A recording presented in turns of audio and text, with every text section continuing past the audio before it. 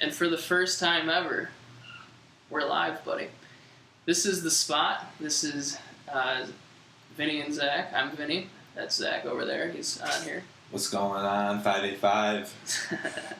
So, this is a podcast that we're just kind of doing for the hell of it, for the fun of it, for the people around us. Just to see if you want to listen to our opinions. We're going to talk about many, many things on here. It can range anywhere from, like sports to politics to life to social activities to anything really.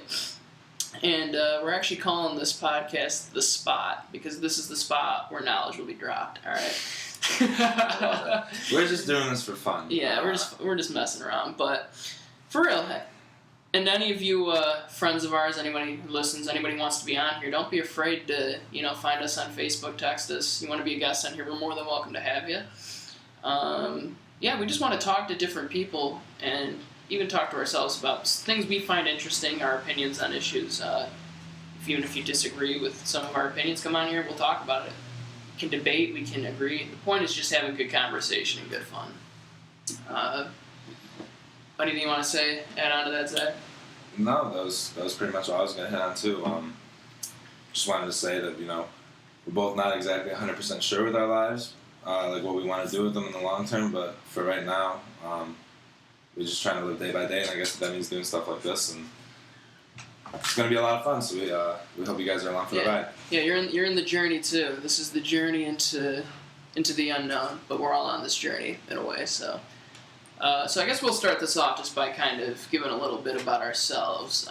Personally, I'm recently a graduate of Canisius College. Got my degree in accounting and accounting information systems. Yes, those are two separate degrees. They're both boring as shit.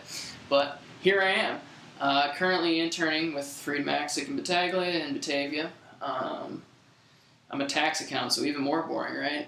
Lovely world of tax, but that's kind of me right now. Anybody who knows me knows interests are sports, but really also just a lot of different things, like talking about psychology, talking about, certain different aspects of life, just many different things. That's really it about me. I don't really like talking about myself ever, so go ahead, Zach, whatever you got to say. We'll introduce the goon that is Zach Hale. No, bro, this is what I'm doing. I'm Zach from Batavia. Just graduated with my degree in history, minors in English and political science. Like I said, still trying to figure out what I want to do. I got a law internship in August in Buffalo, so I'll be doing that, and then I'll be deciding if I want to go to law school or grad school or no school, or maybe just pick up and go somewhere for a little while. I don't know, but kind of like Vinny said, we're just trying to do this to have fun and do something with our lives.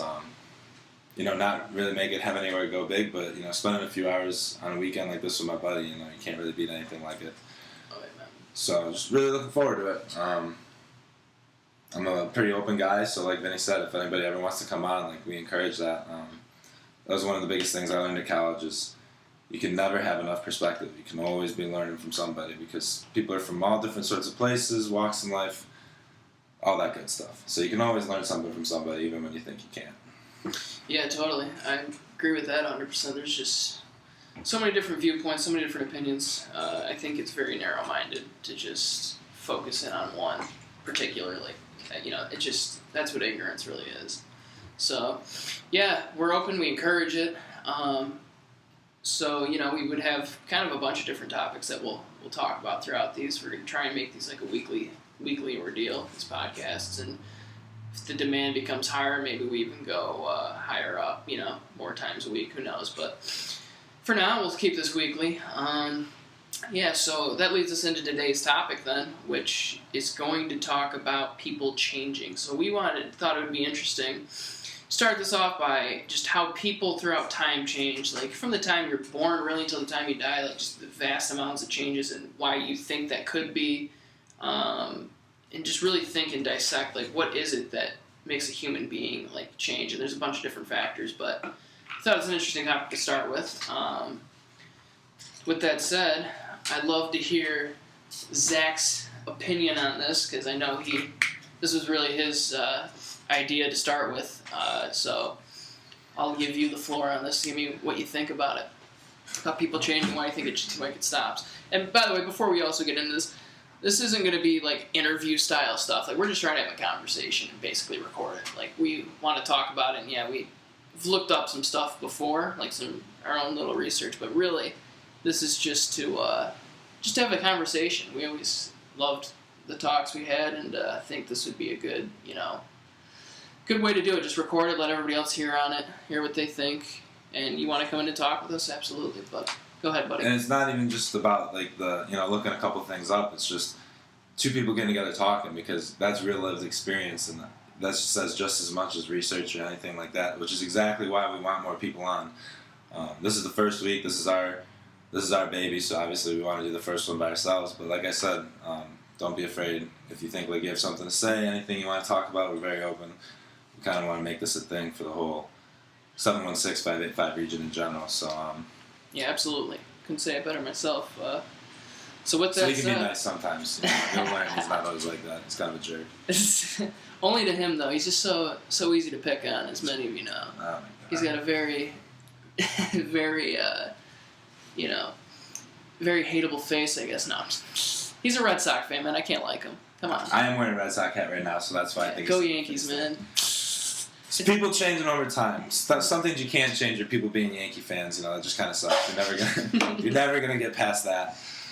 But can't respect greatness, man.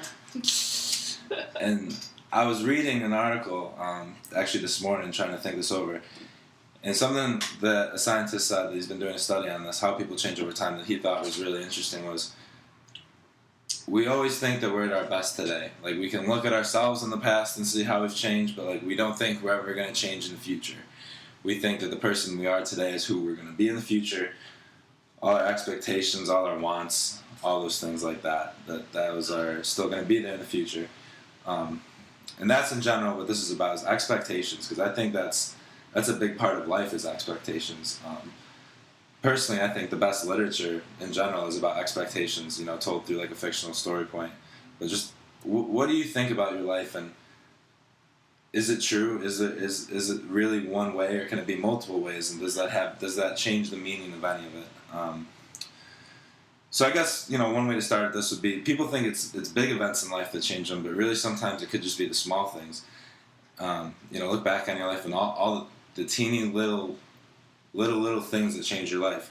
One conversation you had with somebody that turned you on to a certain viewpoint, and then that got you into something, or something simple as deciding who to hang out with on a Friday night, and if that got you in trouble, or if that didn't get you in trouble just because of the circumstances.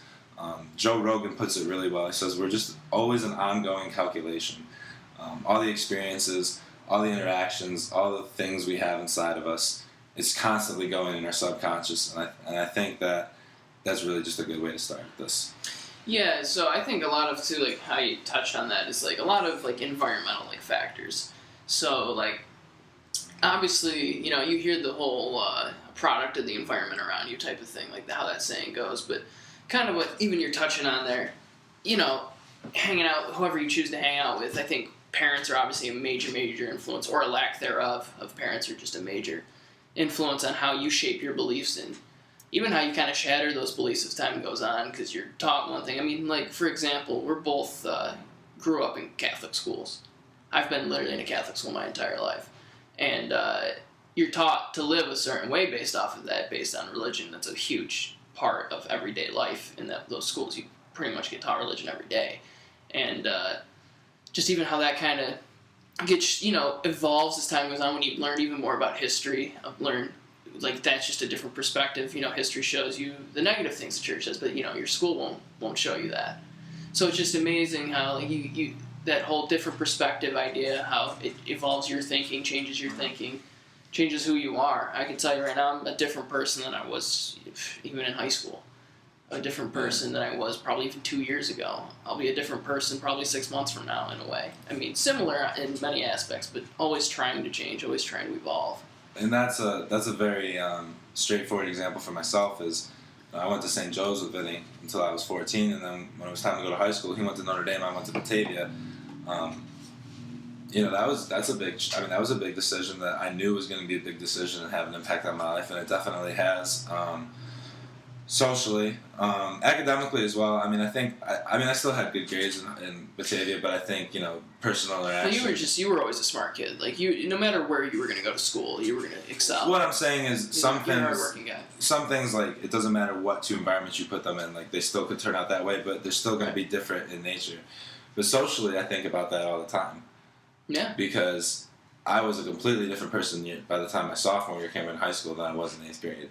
Even, and to put it from an outsider's viewpoint, so a little background on us too. We've been friends since we were 4 years old, but really became like boys since 5. We were 5? Because we were in kindergarten. So we knew each other since we were 4-year-old pre-K at St. Joe's, that became friends in kindergarten. But so I've seen him, like we've seen each other grow up and everything, and then high school came.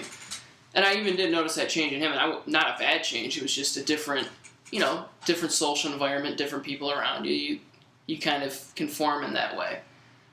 So, to your point of saying how it was a different, how you felt like you were different, I agree. I noticed it in you too, and not in a bad way at all. Not at all whatsoever. But sometimes I do think about that because,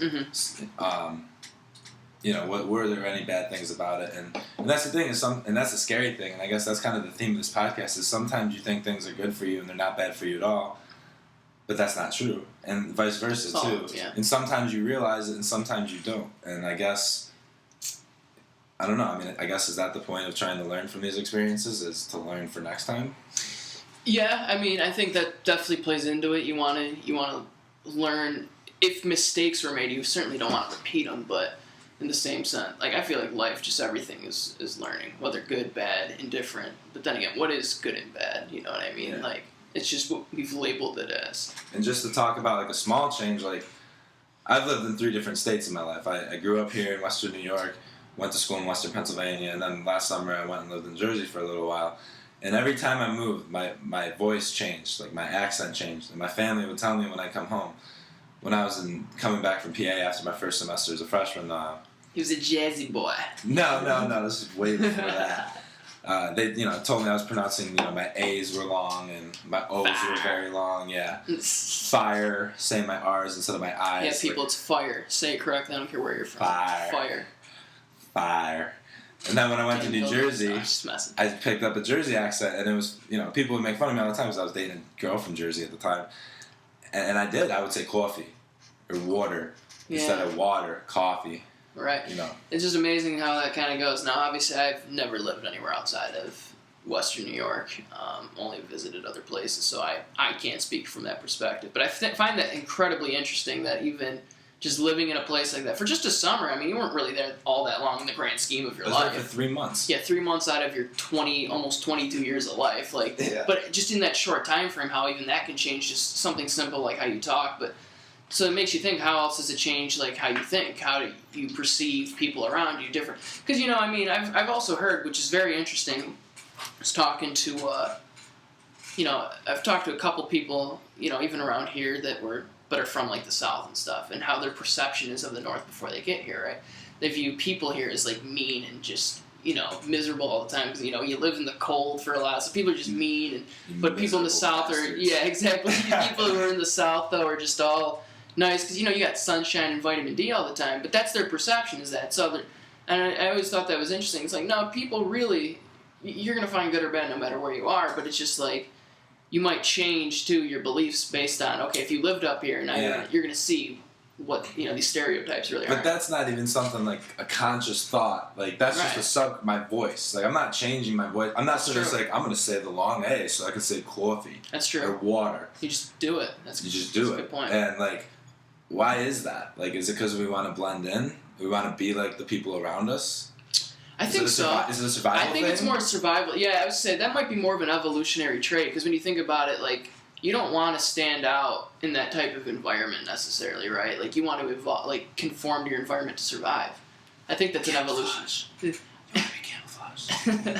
I think that's a very much so an evolutionary thing. I think you just do it because, again, in order to survive, right, you have to conform to your environment. You have to adapt to your surroundings. Like, that's just what cavemen did. That's just what people do throughout time. Because if you don't, you die. Survival of the fittest, right? Like, that's...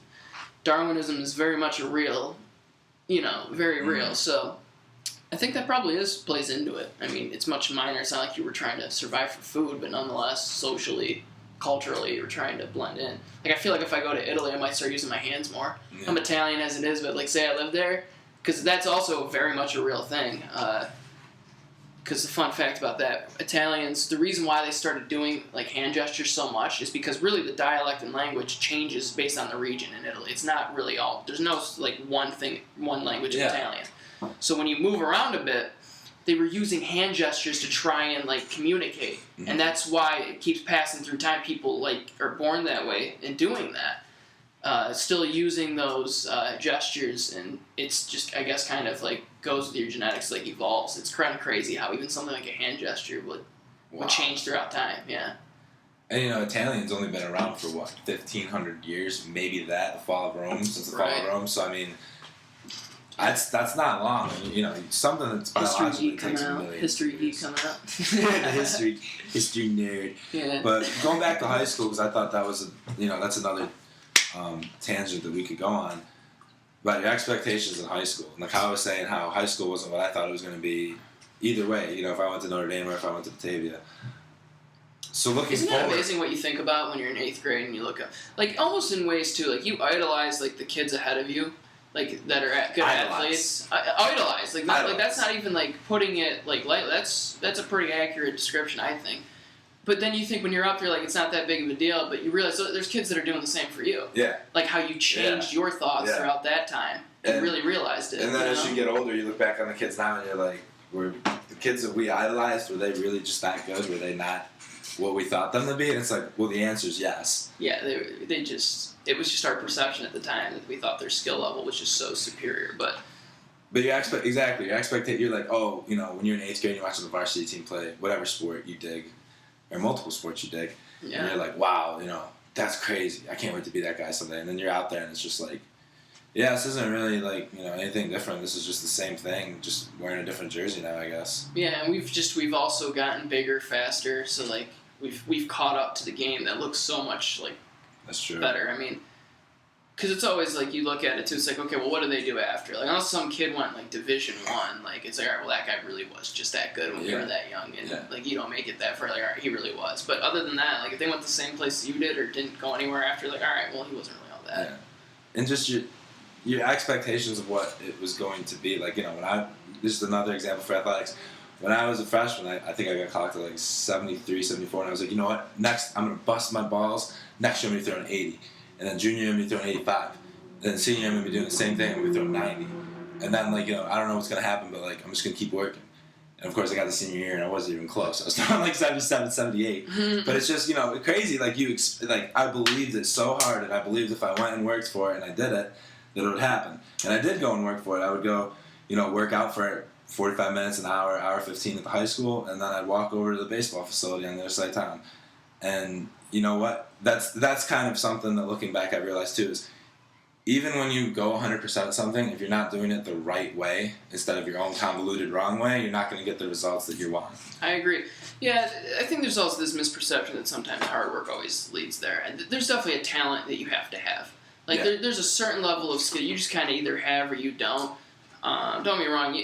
In a lot of aspects of life, hard work will get you there, but like when it comes to like that, like sports, you gotta have a certain level of talent. So I don't care what anybody tells me. You can't this idea that you know you work hard enough you'll get there. You gotta have some talent too. Like Derek Jeter will always say, "There's no excuse for anybody to outwork you," right? And he's right in that sense. But Jeter also had so much talent that he was the number 6th pick overall in his draft class. That wasn't just hard work that got him there. Size, he was just man. so. You look at him and how long and lanky he is. But you can't. It's not. That's the part that you can't teach. Is his, you know, you're like we were talking about Aaron Judge. Man. Yeah. Aaron Judge earlier. Your size just takes over at some point. 6'7", like 280. It's stupid. I mean, that was like it was with me. I was always taller. That's why I threw harder. Yeah. And then once I got to varsity in college, it was just like, yeah, he throws good, but it's not the way I've seen before. And then that's start getting hit around. But even just outside of athletics, like when I was going into college, I was like, oh, I'm gonna go to law school right after college. I'm gonna have a sick internship. I'm gonna have these sweet things. And, you look around and it's just like I'm here 4 years later, and I didn't exactly get here I wanted to. But looking back on all that, can I even make sense of all that, or do I just forget about it and go on because it's already happened? Yeah, well, and that's the thing too. Everybody takes a different path, different journey. So fun fact about Zach, he's trying to still do the law school thing. He's still pursuing that. He's going to try and take that entrance exam soon enough, the LSATs. So. Tomorrow. Might not even make it back for week 2, guys. Yeah. Might kill me. Yeah, he'll be fine. He's a smart guy. But it'll, it's just a different path you're working right now. I mean, it's not, the key is always to try and move forward. Obviously, we have this idea and plan. We're always, I feel like just as human beings, like, always just trying to plan things out. We don't want to be, like, surprised by anything that, you know what I mean? Like, we don't want to be surprised by much. Like, we say we want surprises and we like them, like, when it's, like, a party or something. But we don't want any, like, even if it's terrible and horrible, we want to foresee it coming so we can prepare for it. We hate negative surprises, but that's life. It's just dealing with those adversities, and just because you're not on that path that you originally envisioned doesn't necessarily mean that it still isn't achievable. And obviously, you're pursuing it now, so that just goes and shows that your thoughts may have changed, like how to get there, but you're still going to get there. And yeah, and just in general, and just looking forward, like I feel like a lot of people don't ever really think about that, and I never really have either, but lately I've been trying to, is everything that I expect to happen, I'm going to get that good job, I'm going to save up that money, I'm going to get that car, I'm going to get that boat, I'm going to get that house, I'm going to get, that gorgeous wife. Does it always go as you say, as you hope it goes? Because you ask a lot of people in life, and most of the time it doesn't. It doesn't mean that they don't get there eventually, but... Just not the path you necessarily think. John Steinbeck said, the best laid plans go awry. Yeah, it's just, I also think the way we plan it just more gives us the peace of mind. Gets us through to the next day, gives you that goal, gives you that purpose to move forward in life. But obviously it changes. That's what life's all about. And, well, who am I to know what the meaning of life is? I'm a 22-year-old guy trying to elaborate on life. But from my very narrow experience in the grand scheme of the world, that's just what I've gotten out of it so far. And I'm still very much learning. Absolutely, but people changing, man, it's crazy. Environmental things we kind of got into. I think another big part of it is just events that kind of happen in your life. Like how many people we know that just crazy things have happened to that makes me feel fortunate about my own life, but just environmental, like, you know what I mean? Just like seeing how one event can really change your perception. Like that's happened with me. I know it's happened with you too. I mean, I just think that, how you can just totally skew your viewpoint on an issue that you might have just totally been dead set on, like firm belief, and how it can just get flipped upside down completely. Everything you knew about it based on one event, and just goes to show and prove. So, like, you think you might understand, I'm going to even speak to my own thing, you might think you understand something about a girl or about dating, right? And then the relationship just doesn't go as you plan. You get blindsided by it. You break up. It just doesn't go how you go. And this is just like one minor example, but that changes how you view relationships and dating and how you do that. And you try and evolve and change so that way those mistakes don't happen. And now it kind of changes who you are too in that regard, because you realize who you were and why it didn't work out with you. So you kind of change who you are in a way, even though you're taught be you, and that's very true. But still, you don't want that pain again. You don't want to go through that again. It's like that ongoing calculation thing that Rogan's talking about. Yeah. And you're right. It's a lot of the time it is conscious, but sometimes that's the scary part, is it's not even conscious. Like you don't even realize it. Like when you see someone and they like make you think of someone else. You familiarize them with someone else, and it's just like, why is that?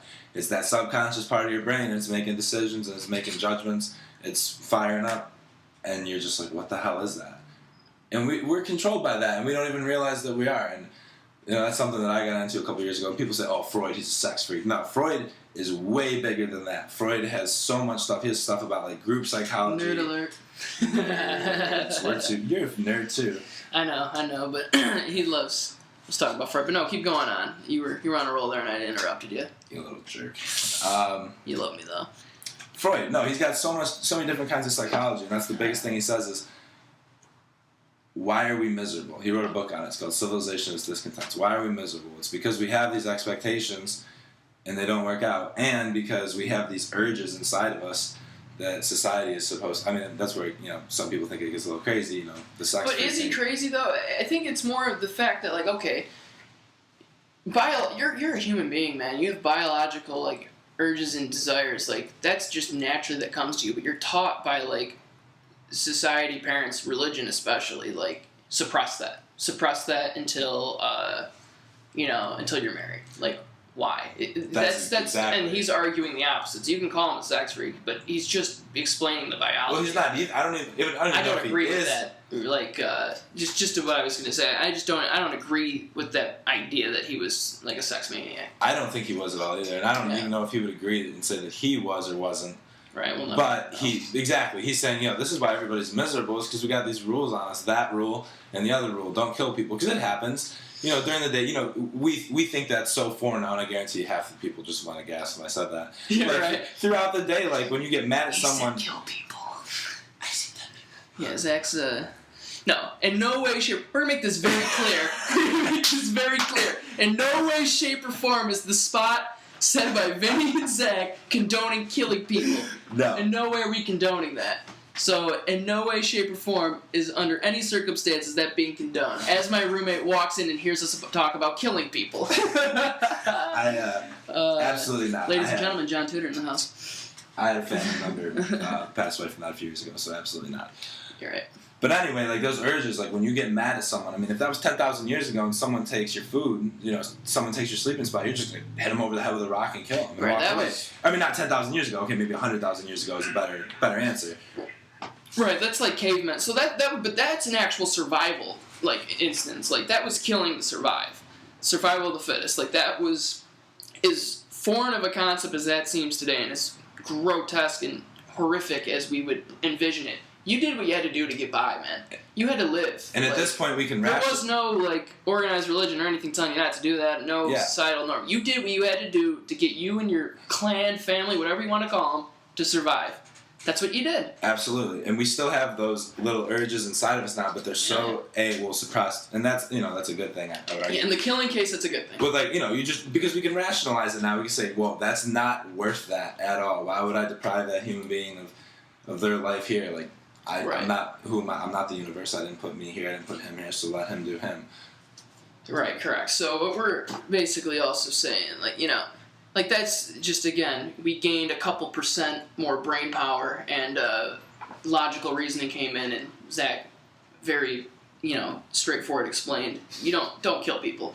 All right, we're not condoning killing people, all right, don't do it. But nonetheless, it was something that had to be done back then. But nonetheless, like you're saying, that's a part of you that still that comes through in evolution. Like that's not something, like we're still cavemen and, women in a lot of ways in that regard. But what ways aren't we now? What ways aren't we? I would say we're more, we clearly, look at how we even live now in houses. Like we thought through, okay, we can be more efficient with shelters. We've just, fire was discovered, but we figured out, like, disease, how to conquer it, how to survive longer. Like we've thought of many things, created technology, created vehicles, ways to get around quicker. Like we've just moved on so far from that where we've learned from those experiences, thought it through, said how can we do this more efficiently, more effectively. Like you quoted Rogan, and I think he has another good thing, like the world wants constant conflict, resolution conflict, like you constantly want dilemmas. But that's how you keep improving. Yeah, there you go, conflict and improvement. That's really what he was saying, and it's so true though. Do we really are we ever really truly content? Ever? Like we always want something, don't we? Like I always want, at least in my own life, I always have this desire for more. It's like, do I necessarily need it or want it? Like I have everything I really need in my life, but I'm still want more out of it. You know what I mean? I'm still demanding more. You can't have, and it's just, and then once you get it, you realize it's really not that great. Yeah. Come on. Did you ever want an iPhone before you had one, and then you got one, and now you're just like, oh yeah, it's an iPhone. That's true. Or you used to want to drive so bad. We used to sit in our parents' cars and be like, yeah, man, when we're 16, we're gonna go to Vegas, man. That ended up happening. But we're sitting there and we're like, man, it's gonna be so cool to drive someday, man. And then now we're just like, that's a funny thing you bring that up. So another fun thing about Zach and I, that was a huge thing for us for whatever reason. We were really into wanting to drive a car. We would go to baseball games of the Twins maybe, and we would sit, Zach's brothers, Jake and Tyler Hale, shout out to the Twins. But anyway, they're going to get a little love here too. But anyway, we would sit in his car, and I would actually sit, his mom would let me sit in the front seat, the driver's seat of the Durango, and he was in the passenger seat. And we were just dude, I can't wait till we can drive one day, man. Just so we'd have to ride our bikes to McDonald's. That's really the reason why we wanted to do it. Like, just so we would have to ride our bikes. Not that we didn't love it. Yeah, 12-year-old issues. You're just like, man, I don't want to ride this bike anymore. It'd be so cool to drive. We can go wherever we want. Then you drive now, you're like, God, these are a pain in the ass. I gotta pay for, like, mechanical issues. I got gas I gotta pay for. Like, what the hell? This isn't all that's cracked up to be. My car's breaking down all the time. You gotta constantly pay attention for other people and hope their crazy ass doesn't run you over. Yeah, exactly. And then God knows at night with people who drink, and you got to be careful with stuff like that. So it's very, very, interesting how even just how cool you think it is. But you don't think that through when you're little, and then you change. And at the time, it seems so real to you. Oh, like that absolutely. feeling, that you excitement, is so intoxicating. I think that's the best. I don't know. Maybe we were just weird 12-year-olds who wanted to drive cars, but I feel like a lot of people felt that too. Well, I think we wanted that freedom. Yeah, I think it's connected to what you're saying about the bikes and McDonald's, and even though it's right around just the corner. that freedom too. Your parents can't because now what do your parents really tell you to do? Like, they want good for you, but they give you the freedom to do what you want, which good parents should do. And if you don't, you move out. But because we have that, we're at that age and that legal. And now, what do I really want right now? Like I was saying earlier, I want that job. I want my own place. Yeah. Okay, well, when I get that job and I get my own place, I'm going to be like, man, this sucks. I wish I could go back to when I was younger and I didn't have to, I was at school, not working, getting my work done, hanging out with my buddies on the weekends. Yeah, man, I totally agree. It's so funny how it goes. But see, it's just like we're also, there is no perfect trade-off. And even if there was, it seems like we always find the flaws in everything. But, like, back then, it's funny, too, how when we look back, like when you're kids and you see all really the good, but how much of the bad do we really remember? Like, we love to glorify the past. And that's how we change, too. We always are glorifying. Always. Like, yeah, there was a lot of great parts. There were some terrible things, too, that you don't want to remember. Like, how we just remember the great. Like, that's what kills me. People will go, like, man, take me back to the... Like, okay, again, I'm going to use dating. I'll probably talk about dating a lot on here. Don't ask me why. It's just one of those things you think about. Oh, I thought you were going to say something. I was going to make it like I was shut. Zach wisely kept his mouth quiet. No, so think about it. Like, people talk about, again, this is an example, dating in the 50s. Like, why can't it be like that? Then why can't guys be like that? Why can't girls be like that? Like, think of the grand scheme of the 50s. Like, we've evolved with medicine way better in the 50s. Cancer's still a problem today, but, like, the survival rate now, if they catch it early enough compared to, like, in the 50s, is substantially higher. Disease, like, all these things,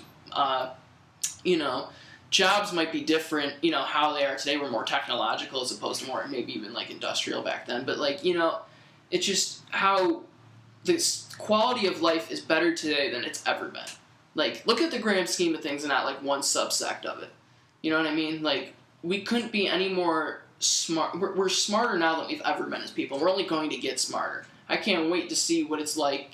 Well, I can wait because I don't want to fast forward to 60 years of my life when I'm 80 and God knows how my body's falling apart. But nonetheless, I'm interested to see where this place goes with, like, artificial intelligence, how that's booming right now. Like, who knows? It sucks we have terrorism, whatever. True. And any of its forms, The war we're in compared to, like, when we were in a peacetime, yeah. Would you rather have to deal with that maybe sure. or, get the flu and die?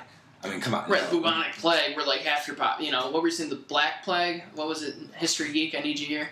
The Black Plague wiped out over half of the world's population. Okay, so yeah, would you really like to live in that time period? Like, no, because you're probably going to die. And exactly what you're talking about, we just become smarter. Like, they used to do some dumb things. Like, they would send dogs and cats, because they thought the rats were causing the plague, which they were, but it was the fleas on the rats that really brought the plague. Right, so don't bring a dog and a cat. So what they would do is they'd send the dog and the cats to go kill the rats, and they'd get all, like, in the burrows and stuff, and they would get the fleas on them, and then they'd bring the fleas in the house to get them sick.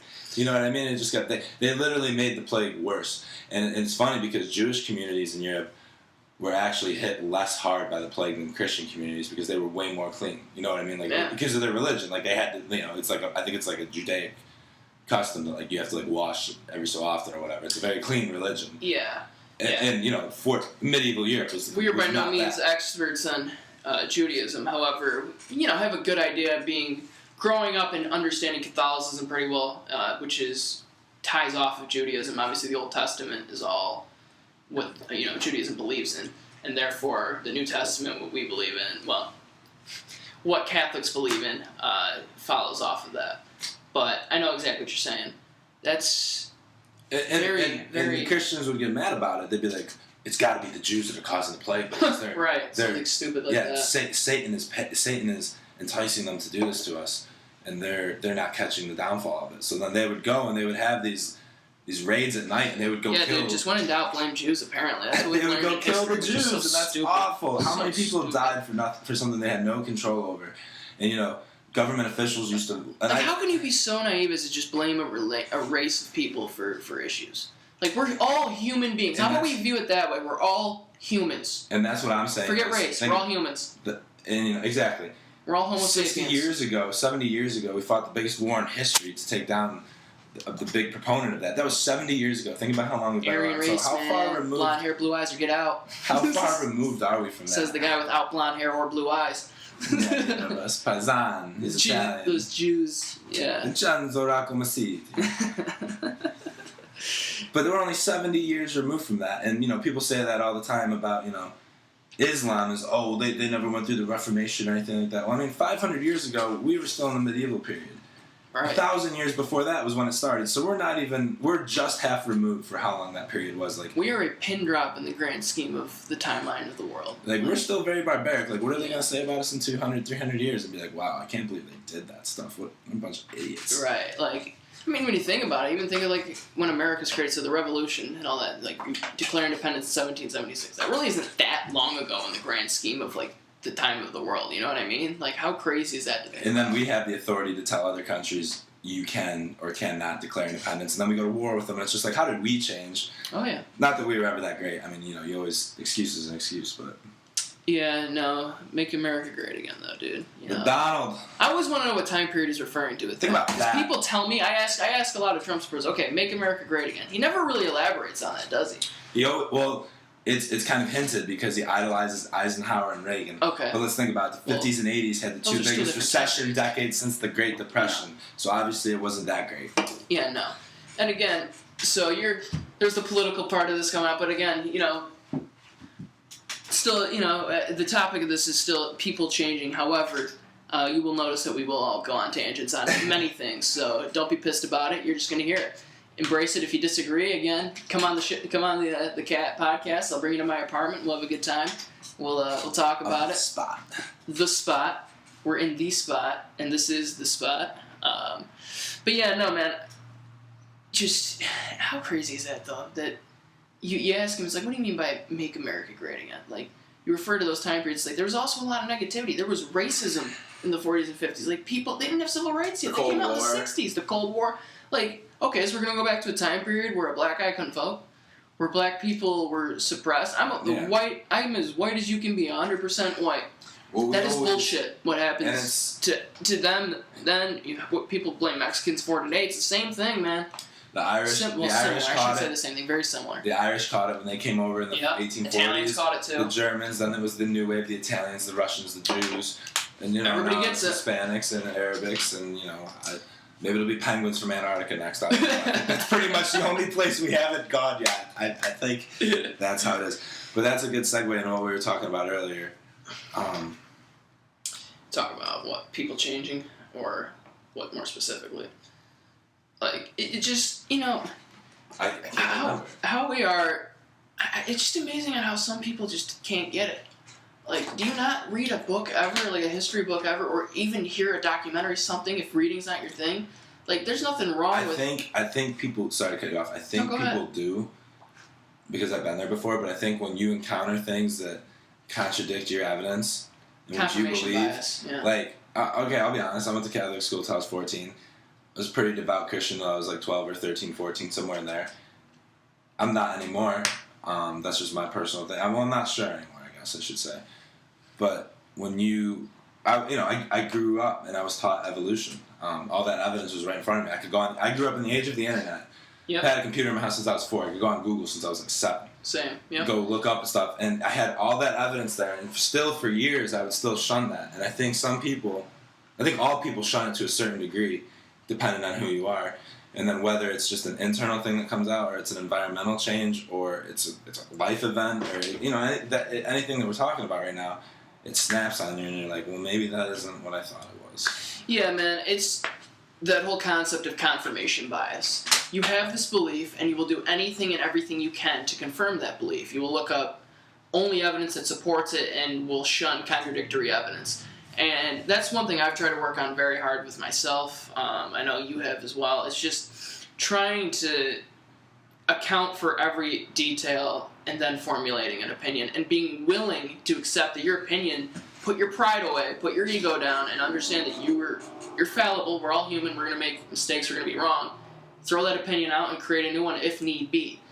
But many people won't do that.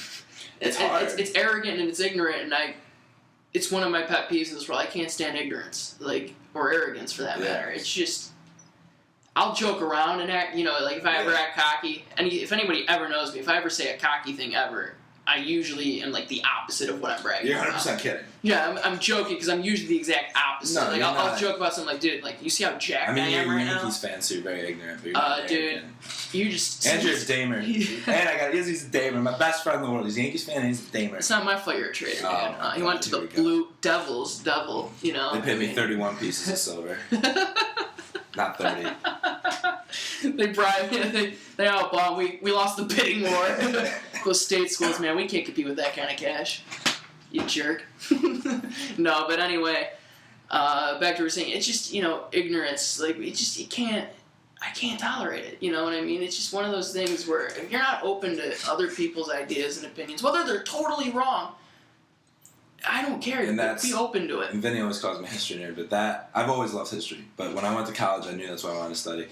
And that was the biggest thing I learned is, because you study documents from then and you look at the people and what they believed and how they thought about the world, and you're just like, well, that didn't exactly match up with what ended up happening. So that's exactly what we've been trying to do, is find our own ignorance. Because just like Vinny, I hate ignorance because it leads you to do, not things that are wrong, but things that could have been done a better way. And I don't think it's anybody's responsibility to tell someone else that they're ignorant or try and show them a better way. I mean, it's different unless they come to you. But what I'm saying is I think it should be self. I think you should reach for the self. And me and you, we've been boys forever. Obviously, I'm going to tell you if you're doing something dumb. Right, but we have that relationship where we view it, that we know we're looking for each other's best interests. That's the difference. Where it feels like you were saying, and I agree with you, if you kind of go to somebody else and just start telling them, well, now you're kind of a jerk too. Because it's who are you to tell them how to live their life? I got friends that are my age and I've been friends with for 5 or 6 years, but there's people that I would just go up to them and be like, hey man, you're being kind of dumb about that. You know what I mean? Even though I'm friends with them and I want what's best for them. Unless they directly ask you, what do you think? Yeah. But with you, if someone's really if I'm you should do that. You were saying, that you weren't exactly what you wanted to do, and I said, listen, man, just stick with it. And you're like, yeah, I think this is what I kind of want to do. Yeah. Because that's what you should do. I know you've done it for me before. You've been like, yo, you should not go be a history teacher. No, and there's nothing wrong with being a history teacher, all right? It was the context of a story. Yeah, within the context. It's just that I know he would... I was making it for the wrong reasons, 100%. Exactly. It was the reasoning why I wanted to do it wasn't if you wanted to be a history teacher your whole life and didn't want these other things that you wanted in your life without getting too far into detail of the context of the whole story, then I wouldn't have cared. But at that point in time, the reasoning why was for a girl, and I told him she's not worth it for you. I figured my whole life out. She's not worth changing your whole life. Figured my whole life out in 40 minutes. Was so excited. Call my best friend. He shoots me down. I'm like, you bastard! You little dick. Oh, yeah, dude. He had life figured out in a very short time frame. I couldn't tell if he was just onto something, like a sick genius, or just being a moron, so I went the latter. And I had to tell him that. Yeah, no, man. But again, people change. That's even a good example for just environmental, how you change based on your surrounding. For a person, you were willing to make a great, let's call it that. It was a grand change that would have been from the path you're on now. Can you imagine that stuff? I think about that all the time. I was like, well, either way, I was going to be done in school in December. If I was out there compared to here, my life, it'd be completely different. Every day, my life would be different. I would make it, in the most basic sense, I'd literally be making eggs and toast with a different toaster and a different pan, and everything else would be different, and it would 100% influence the future. Even if I came back here or whatever and still got the same job, I would have. It would still, because it preceded it. It's what the future and what the moment is built up upon. And that's the thing, like, I guess just kind of getting into time, like, the past has already happened, so you can't worry about it. But at the same time, you have to understand it even a little bit because that's what right now is on. The present is precipitated right on that. Totally, man. I mean, one of my favorite quotes is by, I actually don't know the author. It was a person I talked to at one point. I can't remember who told me, but it was a great quote. It's always stuck with me. You are where you're supposed to be at all times. You know what I mean? Like, there is no such thing as being on, like, the wrong quote-unquote, like, path. Like, if you make a conscious effort to, like, to stay on what, like, follow what you believe and what you want, you're never on the wrong path. You know what I mean? Like, no matter how far off you think, it's like, wow, why did I do that? Why did I go? Like, if in my case, well, I guess even in your case, if you went to, like, well, why the hell did I go to, like, Jersey for a summer to be with them? Well, hey, no, you were supposed to go there. If you learn something from those experiences that you can apply going forward, it's never a waste of time. Oh, that's my philosophy. Yes. And if you learned from it, and it wasn't so detrimental where you were harming just, like, people on people, you know what I mean? If you learn from your mistakes, and you're not going to prison for it, like, you didn't do something so horrific like killing people, which, again, we don't condone on this show. I want to make that clear again. I want to make that abundantly clear. We do not support killing people whatsoever. All right? People are going to listen to this. What the hell is this? Last time we talked about killing, my roommate walks in. It's just he's probably thinking, what the hell are they talking about in there? Hear about people getting killed. It was a whole Zach's system. condoning it, man. It was just bad timing in every capacity. Oh, man. But no, you know what I mean? The whole idea is if you learn from those mistakes, that's all that matters. Just don't make them again. What did Einstein say? He goes, his definition of insanity is making the same mistake over and over again and expecting different results. I think that always struck home with me. Einstein's definition of insanity is making the same mistake. Einstein's a smart dude, right? Yeah, many people think he's like the smartest guy ever. I mean, he did. Terry Francona is the smart. No, Theo Epstein. I'm sorry. Theo Epstein has proven himself this decade and the last. So this is why I can't talk to Red Sox fans because they throw shit out like Theo Epstein is the smartest mind of all time. We're comparing him to Albert Einstein here. Yeah, the only thing they have in common is that their last name has Steen in it. That's about it. It took him 3 years. Jewish. Yeah, there you go. Jewish last name. Very intelligent. Correct. Epstein ended the Sox curse in 3 years. He ended the Cubs curse in 4, maybe 5? Come on. It's like a 200-year curse. I'm not disputing the greatness of Theo Epstein, except we're comparing him to the great mind that is Albert Einstein. Oh my God, Red Sox fans, you suck. Just calling him how I see it. You suck. Yankees' greatest franchise. See, he won't say it on here, but we were getting lunch earlier. He called the Yankees the greatest franchise in all of sports. I will say it. The which Yankees, is accurate. The New York Yankees are the greatest sports franchise in the history I of want you to American say, sports. tell me right now on this cast about how amazing Aaron Judge is. I want a Red Sox fan to readily admit he's better than anybody on your squad. All right, he's 6'7", 280. He's LeBron out there. Like, put LeBron playing against Dustin Pedroia. Hell no, dude. Can you LeBron's imagine? Aaron He's Judge. a foot taller than Dustin Pedroia. LeBron James, the Aaron Judge of basketball. Oh my God. Yeah, now Vin's going on weird tangents talking about Aaron Judge talking nonsense. But, like I was saying, Yankees He's a freak of fans, nature. you guys are the greatest of all time. Well, Yankee organization, I should say. But Yeah, so you call fans the best fans. I mean, they are the best fans. You're still a bunch of douchebags. Typical Red Sox fan. No, I'm more of a Packer fan than I am anything, man. Go Pack, go. I'm sure a lot of people listening to this will be Bills fans, though. More than likely. Unless you got you get the token Patriot fan that even as a Packer fan, I don't like you. I don't want to know you. No, I'm just kidding. You can come on here, but I'm going to tell you how wrong you are for liking them. You front runner. You Tom Brady lover. But that's another change, too, is... Yeah. I was I was huge into sports, all sports. I was like 15, 16. I used to watch sports. I followed really hard. And then I only watched baseball till I was like 19, 20. I haven't really watched baseball at all. And I used to be a die-hard Red Sox fan. My whole room was decked out in Red Sox stuff. Just to put this into perspective, how big his family is into the Red Sox, their license plate is Die-Hard Sox. They always have had this massive sticker on the back of their car, just a Sox logo. I think it's on the truck now, though, isn't it? Yeah. Like... Everyone in the house has something Red Sox. Our dog's name is Euclid. For Kevin Euclid, which was hilarious when he got traded to the Yankees that they still had that dog named that. I wanted to name him Pedro. That would have been a safe bet. Pedro Martinez, most overrated pitcher of all time. Because Zach gave me that look. He's He looks like he's ready Everything to I stab. had to say was said in that look.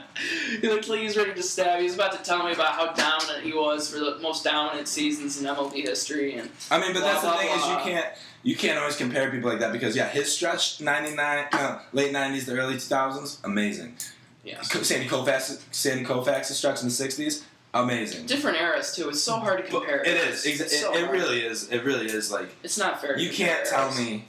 I'm sorry, but you can't tell me that Ted Williams would have done as good as he did, pitching against or hitting against the people of today, or Babe Ruth. You know what I mean? That doesn't take anything away from what they did. That in no capacity does it because they did it in their what was given around them. Exactly, they did it in their You environment. can't blame them for what the time period was, what the equipment was, what the training was. No. They did it in that environment. And 10, 20 years from now, they're going to talk about some other guy that we have no idea about, how he's going to probably be, in their eyes, these kids, oh, he's the best ever, he's going to be one of the best ever. And people in our era will be like, well, look at the technology you have 20 years from now. Look at all the shit that you have going for you. And that's just how it goes. We're constantly, and they might be better. Who knows? I mean, the expectations thing. I mean, coming up, everybody said A-Rod or Ken Griffey Jr. was going to be the first person to hit 800 home runs. Yeah. I mean, they still hit a ridiculous amount of home runs. I mean, I think they're both the top 6, 7 in history. But that kills me too. People say about Ken Griffey Jr. What if he didn't get hurt? What do you mean? What if he didn't get hurt? He still hit 650 home runs, and we're saying what would he have done? That's insane. Yeah, that is I insane. think it's just more people talking though to like the greatness of Griffey. It's just like he was that great being hurt. Like, can you imagine if he wasn't? Like, he probably wouldn't. He could. 800, it seems much more likely. You know what I mean? He was. I think he hit 640. And the best part is he was never, ever, ever, ever, ever, ever accused of steroids in a huge steroid era where Bonds was literally jacked 70 home runs and his head looked like it was, the size of a beach ball. Like, couldn't be any more obvious the guy was on roids. Ken Griffey has 630 home runs. All right, so 170 homers. What is he like? What's that all time? Like 6th? I'm looking this stuff up right now. I don't know. That's definitely up there though, because I'm trying to think. 1's obviously Bonds, 2's Hank Aaron, 3's Babe Ruth. Who was 4? Mays is up there too. No, Mays? I think A-Rod's 4th, dude. No way, really? Dude, yeah, you know what? He hit dude, 690. Dude, he's really close. 6. Dude. Yeah, he almost hit 700. He was at like 696 actually. Yeah, you're right. He is 4. I think Griffey's 5, isn't he? Or is he? Nah, Mays 6? hit more than that, dude. Mays did. And I think, hold on. Yeah, you're right. You're right. So we got Barry Bonds, 762 asterisk. Hank Aaron, 755. No asterisk. Babe Ruth, 714. Hot dogs. A-Rod, 696. Willie Steroids. Mays, it comes in 5th at 660. Hey, say. Ken Griffey at 6 with 630. Jim Thome, 612. Sammy Sosa. Wait, say that again. Jim Thome's where on that list? He's 7th with 612. No shit. Wow. Sammy Sosa, I 609. did not realize 8. Thome hit that. Albert Pujols at 600. Frank Robertson, 586. Yeah, That's Pujols your is still top 10. yoking though. He's still going. That's crazy what he did.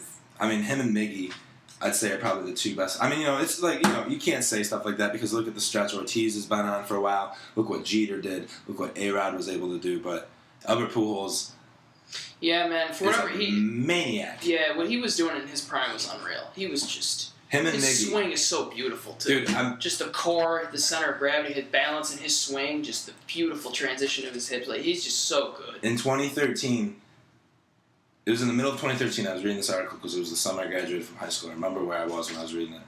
And that was when I realized the greatness of Miggy Cabrera. Because at that point in his career, he had passed Hank Aaron. He had passed pretty much everybody except for A-Rod for, like, being where he was in all the offensive categories. That's insane. Dude, he hit the Triple Crown, like... Almost 2 years in a row. Almost back-to-back years after it hadn't been done for how long? Like, I don't think it's ever been done back-to-back. No. I mean, like, when he did the first time, it hadn't been done in years. Carly Yastrzemski in 67. Yeah, what is that? Okay, so The like Red Sox, 40 years. Yeah, screw the Sox. He had to throw that in there. I did. Yeah, how many titles did Yastrzemski get, though, with the Sox? 0! 83-year curse, bitch. I think Went it was out and 83 became a years. car salesman. 80-plus years. Want to be more miserable. I don't know. Is there more miserable than that? I mean, come on. Being a car salesman? I'm saying being a Sox fan when the curse was alive. Being a Cubs fan. Yeah, that's. They won 100 years. I don't know, man. That's about it. I think being at a the modern time. day I think Bills at the fan. time though. Think about the Bills, though. But before we talk about that, they went 4 straight Super Bowls. They made it 4 years in a row and didn't win. Like, I'd be miserable as hell too if I'm a Bills fan. I would be. But again, baseball, though, in the grand scheme, it's just because it's been around so much longer. It's been around since the late 1800s. Like, it's just a longer sport. So Well, 100 years. What are they? It was, and that's why I'm saying the whole thing about the Yankees, and I hate the Yankees so much, but put it in this way. The first World Series was played in 1903. Before the Yankees even won one in 1921, or maybe it was 1920 was the first year they won. Before they won one, the Sox had already won 5. But between 1920 and 2009, the Yankees won 27. That's insane. In 89 years, they won 27. That's like one every 3.5 years. The Bambino, man. You gave us Ruth, and he got us titles. And I would argue Maggio. because of that whole mysticism, the Bucky Dent dude, Bill Buckner, Teddy Williams, Joe DiMaggio feud, all that stuff. I would say that during its time when it was alive, the Sox curse was worse than the Cubs curse. I mean, because once the Sox curse went away, it's like, all right, now we only have the Cubs. Because the thing with the Cubs, with the exception of, I would say the Sox came closer more in their time with the curse and didn't get it by weird things than now the Cubs have had some weird stuff like the 03 with the Lou, the year that the Marlins ended up beating the Yankees in the World Series, which Aaron Boone walk-off home run deep left on Wakefield. Just saying. I can't really say much because then, in 04 but that's a dark. I don't remember what happened in 04, man. I don't know what. I think we just were on strike that year in baseball. It was weird. Selective memory. That's something that's never changed to go with this theme. Oh, I know. Yeah, there you go. This is all relevant to the theme. We were on tangents. We'll find a way to bring it back in. But yeah, no, man. It was. But as we were saying, like for what the Red Sox had to actually deal with back then, making it as close as they did all those times to the Mets, like that the Mets won that World Series in 86, I think. Yeah, and that was the Bill Buckner. I kind of tie it back to this because my dad said before they won it in 04, like, and that's when I was really into it too. He got me into it when I was 5. Ever since I remember being 5, a huge Sox fan. Dude, we used to play MLB The Show all the time. You were always the Red Sox. I was always the Yankees, and we always had wars. Man. And he said that once they won it in 04, it lost its mysticism to him. Like he was, he watched them more, and when it was 07, it was even more so. And then they won it in 13. Like he really hasn't watched them since they won in 13, at all. So he's just like, it's just different now. Like it's crazy how that could change. Nothing changed. The love of that changed. It's almost like the agony of defeat is more like intriguing than the glory of victory. Like just the fact that you come so close, you're like, are they finally going to do it? It makes you want to watch every year. Now the team in baseball that is even anywhere relevant, like that people would talk about at least is like the Indians, because they haven't done it since it's been a while since they've 48. 40, yeah, I've said the 40s they haven't won it. So. Wait, maybe it was 46 or 48. It was 47, late 40s. Late 40s. Yeah, they haven't won a title, and obviously the whole Cavaliers thing. Finally, got a title. Which, hey, motherfuckers. Whoa! He dropped that.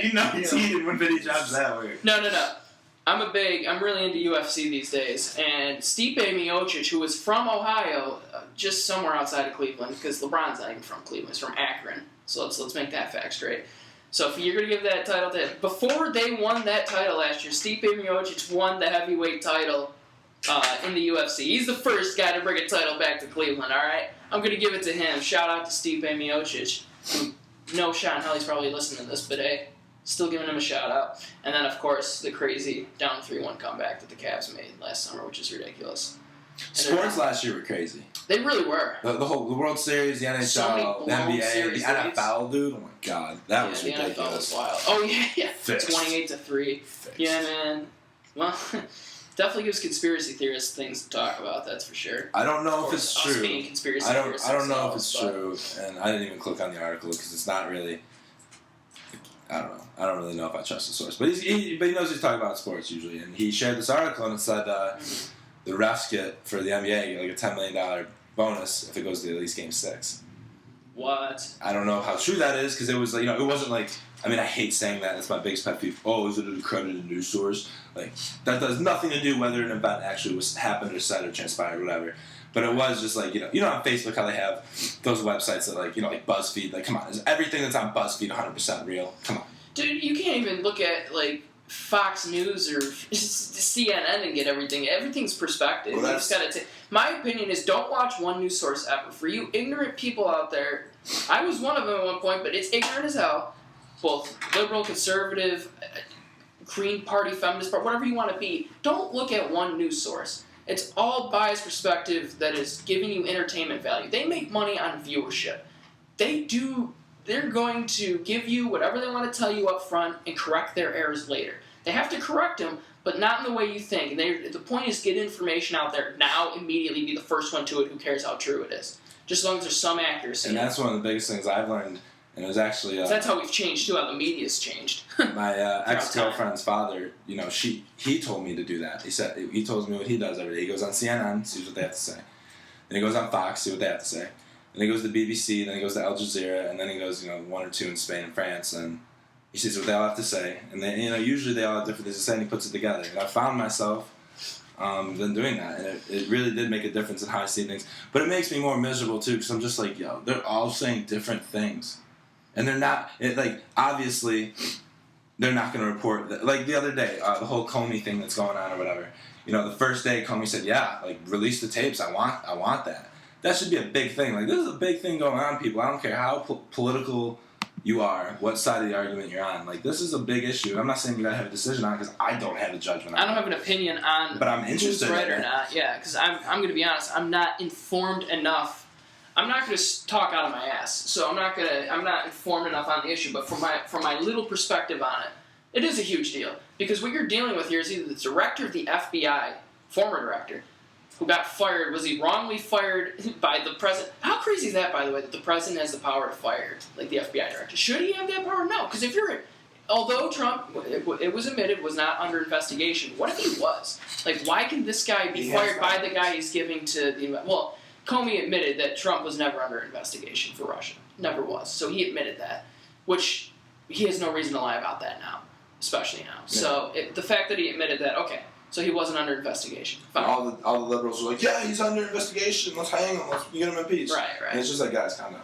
Yeah, calm down. But on the other side, then you got conservatives who were talking a different tune when they were saying, and Obama's there just like, oh my God, this guy's terrible. We gotta impeach this guy. And now Trump's in there like, well, give him a chance. It's just like, I hate hypocrisy. Stop being so hypocritical. That's exactly what I'm getting at. Is Comey said the other day, release the tapes. I want them. I want everybody to see it. What does Trump come out and say? Yeah. So what did CNN put up? Comey says release tapes. I went on Fox right after. Fox didn't say a word about the entire thing. No. The other day, Trump said, release the tapes. I want you to. I got no problem with it. Went on CNN, not a word about it. Went on Fox, it's the headline. It just shows you how biased they are, man. If you get all of your news from Fox, well, back when Bill O'Reilly was there, when people used to say before he got fired for, his stupid, sexual harassment, the moron that he is. I used to say about this, if you get your information from Bill O'Reilly and you're a true conservative, I can't respect your opinion. You're giving a guy who's literally up there who I don't think believes half the stuff he says, and he's just trying to, he's making money. He's making money off of feeding you shit. Come on. And this goes the other way. I'm not just shitting on conservatives in Fox News. CNN, same thing. Or MSNBC, you've got to look at multiple sources and formulate your own opinions based on all the data. Because we'll never get the truth. There's no such thing as objective media. It just doesn't exist. We all have our own perspectives, and I think I really even got that more from you when you brought up a good point to that. To me, it's just, I crave an objective news source. Something objective. They don't give their opinion on anything. They just give me facts. That's all I want. Let me formulate the opinion. Don't tell me how to think. And that's the problem. Too many people want to just be told how to think. And I guess seeing that, because that's what college is. College isn't, oh, you went and learned this and this. No, college is just like, hey, have an open perspective and analyze shit. And I think that's why we have problems reading stuff like that, is because those news sources are angled to try and guide your judgment a little bit. And we're like, no, that's not what we've been trained to do. That's not what we want to do right now. And that's also, this isn't some push either that's saying only college educated people are the smartest, the way to go. Because I know plenty of smart people, incredibly intelligent people that never went to college and are very, very intelligent people. That's not what we're suggesting at all. But nonetheless, college had value in that for us. It taught us how to, be open, be thinking of stuff, and teach yourself how to learn. That's what college teaches you. The smartest people are the self-educated people. Right. The best educated people that know the most about the world are self-educated. Yeah, and whether that means being able to look at their experiences and relate them to others, or read books, or whatever it is, self-education is the best way. But for someone like me and you, who grew up in our parents didn't get divorced. Our parents were always together. Until I was 18, I had to go to church every Sunday. I know you were when you were younger. Yeah, and all the way through high school I had to go to church. Exactly. So we kind of had that structure where a lot of stuff wasn't able to penetrate that, and it was kind of harder for us to self-educate. But now that we've gone outside of little old Batavia, Right. and we've gone and talked to different people and lived with people and hooked up with people and partied with people and Right. studied with people, we see their experiences and we can put it with ours, and it kind of makes it paints the picture a little better. Yeah, no, I completely agree, and it's just, you know, we have our own biases, and we're gonna have our own. I try very, very hard to not be biased about anything. Like I think I stated it earlier, just to try and open up, my mind and constantly look forward in the future. You know what I mean? Like, think about how my opinion's going to change. How accurate is it now? In the past, how accurate is it today in the present world? Could it change in the future? And I just don't, like seeing that ignorance. It goes back to that ignorance. It really does. Because it's so ignorant to just, it's just my biggest pet peeve out of all this. I guess, something that we can leave you guys with, and I've told Vinny this story a bunch of times, is I got a lesson in objectivity one day and perspective and all that. So my professor walked in the class and he started talking about whatever we were talking about, and then he just went silent for a minute, and he just dropped the pencil and walked out. Literally just standing there, just dropped the pencil and walked out of the classroom. We all looked around, we're like, what? He comes back in like 20 seconds later, he's like, everybody write down what just happened.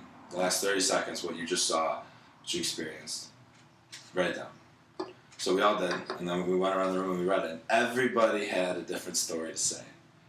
And it's true, like if I was to drop, my watch right now, me and you, even though we saw the watch drop, we saw it hit the same table and bounce up and bounce back down, we saw it differently. You saw it over there, I saw it over here. I could have seen that little speck of, dust or cloth or whatever bounce up, and you might not have seen it. And I guess that's just what I'm saying about life is, you hear about something that happens to somebody, or you see it on the news, and you automatically make that judgment when you're just getting that one viewpoint.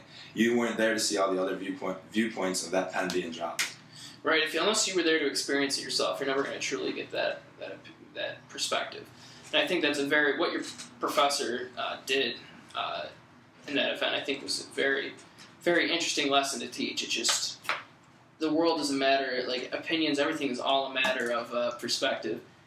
And whatever, just be open to other perspectives and understand that just because you view it one way does not make it the end-all, be-all. And the truth, for whatever truth is, it doesn't mean that it is the truth. And, I think we're going to leave it there. That's how we think people change. We hope you enjoyed this podcast. We're going to be trying to post this onto YouTube. I don't know about iTunes. I'll try and figure all that stuff out. But for sure, we're going to get onto iTunes, or onto YouTube, rather. This is The Spot. This is Vinny and Zach. Hope you enjoyed this podcast. We're going to be doing many more in the future. Just for the fun of it, you want to come on, look us up on Facebook. I'm on there. I believe Zach's also on Instagram. I'm on there too. I'm also on Twitter. Just slide in my DMs. Yeah, I said it like that. Slide in. And ask me or text me. But get outside, people. Enjoy the sunshine. It's summer. Beautiful out. Summer, for Christ's sakes. Get outside. All right, guys. We'll see you next time.